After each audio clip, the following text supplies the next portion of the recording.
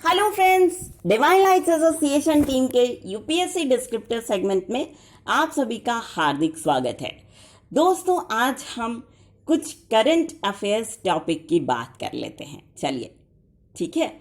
और ये जो टॉपिक्स हैं वो यूपीएससी के लिहाज से ही नहीं बल्कि सभी कॉम्पिटिटिव एग्जाम्स के लिहाज से आपके लिए इम्पॉर्टेंट हो सकते हैं। तो चलिए शुरू करते हैं। सबसे पहला टॉपिक है इकोनॉमिक्स का, जिसका न्यूज़ है कि 8 प्रमुख उद्योगों में दर्ज की गई भारी गिरावट। जी हाँ दोस्तों, 8 प्रमुख उद्योगों में दर्ज की गई भारी गिरावट। ये जनरल स्टडीज 2 के तहत भी आता है, ये यूपीएससी के, और जनरल स्टडीज 3 के तहत भी इम्पॉर्टेंट है ये सेगमेंट, ये टॉपिक। इसके अलावा बैंकिंग एंड इंश्योरेंस के जितने भी एग्जाम्स होते हैं उनके लिहाज से भी इसका कोई ना कोई क्वेश्चन जरूर इम्पॉर्टेंट है। ठीक है, तो हम शुरू करते हैं पहले अपनी इंफॉर्मेशन। देखिए, आपने सुना एक हाईलाइटेड चीज, 8 कोर इंडस्ट्रीज यानी 8 प्रमुख उद्योग। ठीक है, आप जान लीजिए कि 8 प्रमुख उद्योग कौन कौन से हैं। देखो, कोयला, प्राकृतिक गैस, कच्चा तेल, पेट्रोलियम, विद्युत उत्पादन, रिफाइनरी प्रोडक्ट्स, सीमेंट और स्टील उद्योग। इसके अलावा फर्टिलाइजर को भी 8 कोर इंडस्ट्री के तहत रखा जाता है।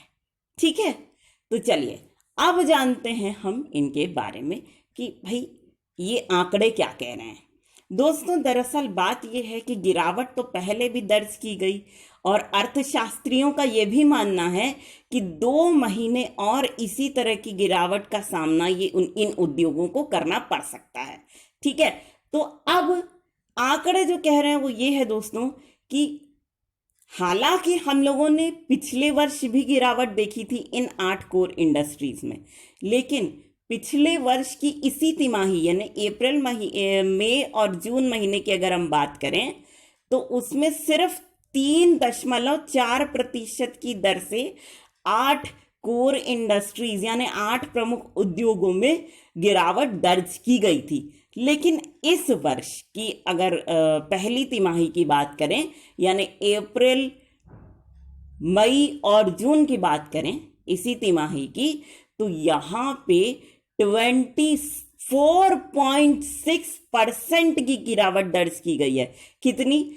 24.6। It's too much.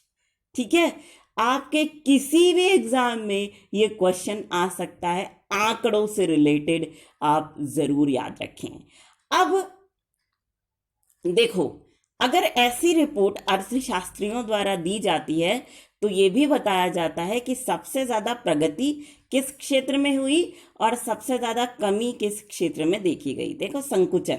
ठीक है, तो देखो इस वर्ष का जो मानसून था उस मानसून में खरीफ की फसल का उत्पादन बहुत भारी मात्रा में हुआ, जिसके चलते कृषि क्षेत्र में बहुत अच्छी उछाल हमें देखने को मिली। ठीक, तो कृषि क्षेत्र आप फर्स्ट आ गया, आप ये कह सकते हैं, लेकिन बाकी उद्योगों में संकुचन देखा गया। अगर हम सबसे खराब प्रदर्शन की बात करें तो इस्पात यानी स्टील उद्योग जो है उसका प्रदर्शन बहुत ज्यादा खराब रहा है इस तिमाही में। ठीक, तो ये रहा दोस्तों वो टॉपिक जिसे आपको पढ़ना बहुत जरूरी है। ठीक है, चलिए अब हम दूसरे टॉपिक की बात करते हैं। दूसरा है, अभी नेशनल एजुकेशन पॉलिसी आई थी, आपने सुना होगा। ठीक है, अराउंड वेंसडे या थर्सडे को ही ये अनाउंस हुई है नेशनल एजुकेशन पॉलिसी। ठीक है, बहुत बहुत रिसेंटली अनाउंस हुई है, रिसेंट घटना है, तो इसके बारे में हम आपको बता दें। देखो, गवर्नमेंट ने ये कहा है कि 1 से 5 क्लास तक के बच्चों के लिए और प्रेफरेबली 1 से 8 क्लास तक के बच्चों के लिए जो मीडियम ऑफ इंस्ट्रक्शन होना चाहिए वो उसकी लोकल लैंग्वेज या मातृभाषा होनी चाहिए। ठीक है, मतलब 1 to 8 क्लास या ज़्यादा ज़्यादा अगर कम ही आप करना चाहते हैं तो क्लास 1 to 5 क्लास में जो मीडियम ऑफ इंस्ट्रक्शन यानी शिक्षा का जो माध्यम होना चाहिए वो या तो लोकल लैंग्वेज होनी चाहिए बच्चे की या तो मातृभाषा में होना चाहिए उसका एजुकेशन। लेकिन हो क्या रहा है कि जो केंद्रीय विद्यालय हैं या जो सीबीएसई के स्कूल हैं जिनमें कि कोई भी बच्चा आके पढ़ सकता है और जो सेंट्रल गवर्नमेंट के अंडर काम करते हैं, डायरेक्ट उनका ये मिनिस्ट्री ऑफ एजुकेशन के अधीन होते हैं, तो वो इस तरीके के प्रोविजन को कैसे लागू कर पाएंगे। तो इसलिए ऐसे स्कूल्स जैसे केंद्रीय विद्यालय हुए, नवोदय विद्यालय हुए, ऐसे स्कूल्स ने ये निर्णय लिया है कि हमारा जैसा चल रहा है, जिस माध्यम में हम बच्चों को शिक्षा देते हैं, हम उसी माध्यम में बच्चों को शिक्षा देंगे, क्योंकि हमारे लिए ये प्रैक्टिकल नहीं है कि हम बच्चों की रीजनल लैंग्वेज या मातृभाषा में उनको एजुकेशन प्रोवाइड कर सकें। ठीक है, तो अब बताइए दोस्तों, इसके ऊपर आपको क्वेश्चन आ सकता है ये कि जो प्रावधान जारी किए गए हैं नेशनल एजुकेशन पॉलिसी के तहत कि बच्चों की शिक्षा एक क्लास 1 to 5 या क्लास 1 to 8 में जो मीडियम ऑफ इंस्ट्रक्शन या शिक्षण का माध्यम होना चाहिए वो लोकल लैंग्वेज या मातृभाषा होनी चाहिए। ये प्रावधान आज के ज़माने में कहाँ तक प्रासंगिक है ना, या ये प्रावधान प्रशासनिक रूप से कहाँ तक प्रासंगिक है, ठीक है, कहाँ तक उपयुक्त है, या इन प्रावधानों को लागू करने में आने वाली समस्या के संबंध में अपना विचार व्यक्त कीजिए। तो इस तरह का अगर क्वेश्चन आएगा तो आपको केंद्रीय विद्यालय, नवोदय विद्यालय का जिक्र करना होगा। ये किस तरह के स्कूल्स होते हैं, इनमें कैसे कैसे बच्चे आते हैं पढ़ने के लिए, है ना, ये सारा जिक्र करना होगा। और स्टेट के जो स्कूल्स होते हैं उनमें क्यों लागू हो सकता है, यहाँ क्यों लागू नहीं हो सकता है, क्या एडवांटेज हैं इस प्रावधान के, क्या लिमिटेशंस हैं, सब कुछ आपको लिखना पड़ सकता है। इसमें ज़्यादातर रिक्वायरमेंट क्या है ना, हमारे कॉमन सेंस की, है ना। जितना कॉमन सेंस लगा के इसको सोचेंगे उतना अच्छा हम इस प्रश्न का उत्तर लिख पाएंगे। ठीक है, तो दोस्तों अब ये टॉपिक भी खत्म हुआ हमारा। तीसरा टॉपिक आता है Andhra Pradesh capital regional authorities development act. ठीक, अब ये क्या है, Andhra Pradesh capital regional authorities development act, ये क्या है? तो ये एक बिल आया है जिसे अभी अभी रिसेंटली आंध्र प्रदेश के राज्यपाल ने मंजूरी दी है।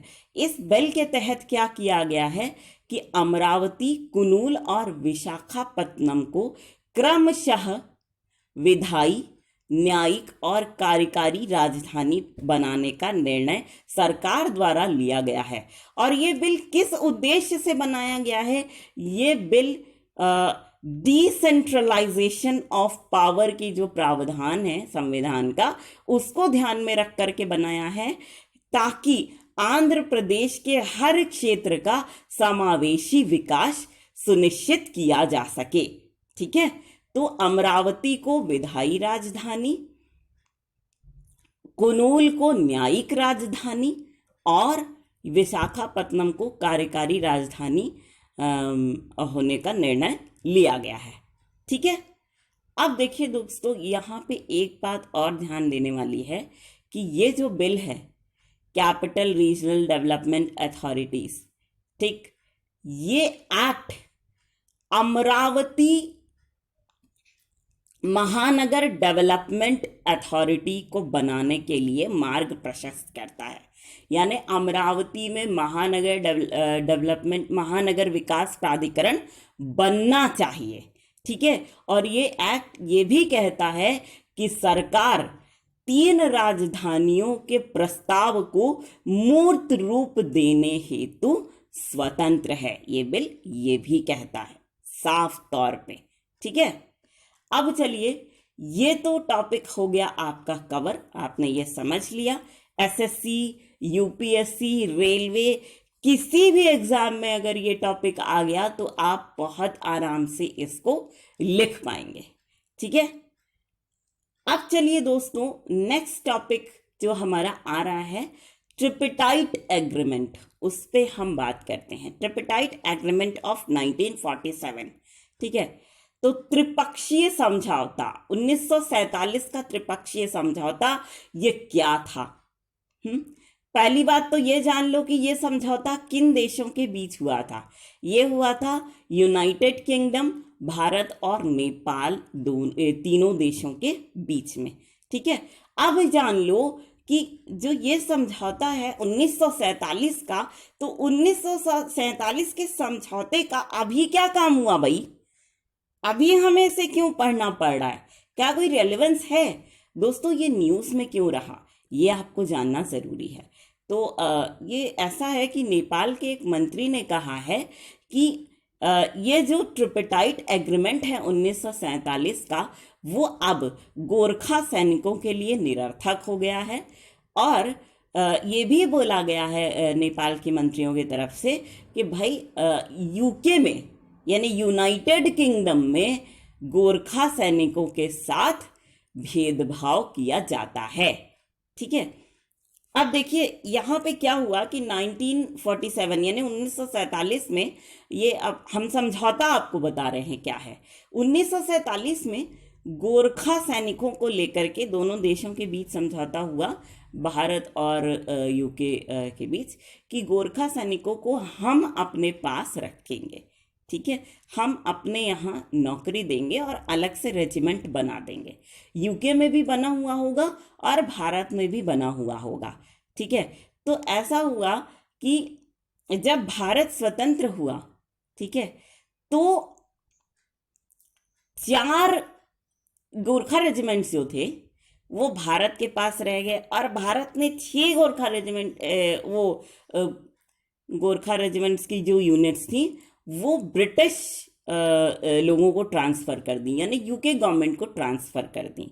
इस तरीके से गोरखा सैनिक भारत में भी काम करने लगे और यूके में भी काम करने लगे, एक अलग रेजिमेंट के उसमें।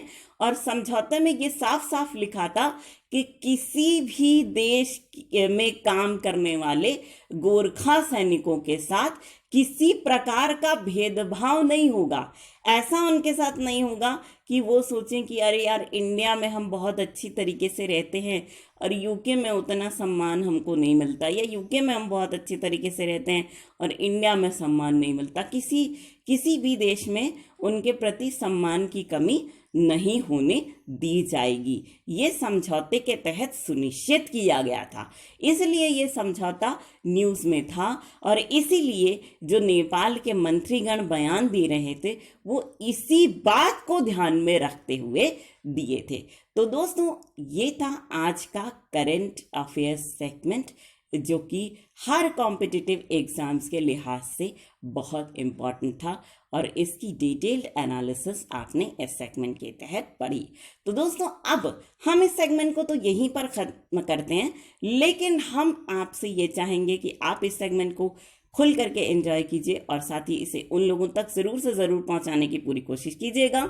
My most dearest of the dearest friends, जो लोग इंटरनेट फैसिलिटी का लाभ नहीं उठा पा रहे हैं, है ना, तो इसी छोटे से रिक्वेस्ट के साथ हम आप सभी के ढेर सारे प्यार, जुनून, जज्बात और कड़ी मेहनत के साथ साथ आप सभी की उस कोशिश को भी दिल से सलाम करना चाहेंगे, जिसकी बदौलत ना सिर्फ आप सभी नई नई ऊंचाइयों को छू रहे हैं, बल्कि साथ ही आप सभी हर क्षेत्र में अपनी योग्यता का परचम लहरा पाने में भी भली भांति सक्षम हैं। तो दोस्तों, इसी बात के साथ और इसी गर्व की भावना को अपने मन में संजोए हुए एक बार फिर पूरी डिवाइन लाइट्स एसोसिएशन टीम की ओर से हम आप सभी को कहना चाहेंगे दिल से प्यार भरा नमस्कार।